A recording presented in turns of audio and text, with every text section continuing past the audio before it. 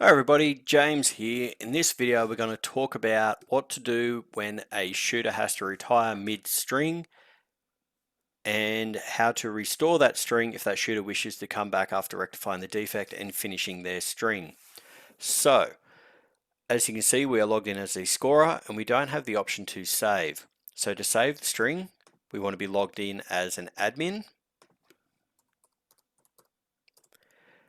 And now we have the option to save. We simply click save, select OK, and that's saving the string midway through. Now the shooter wants to return to the mound and continue firing. To do this, under the admin, you click on the folder, you'll hit refresh to get your latest shots to the top. As you can see here, we know that this was his string that he had to retire on. You select that string, restore string on, choose target 1. We're now restored. So let's log back in as the scorer. And as you can see, we don't have the save option.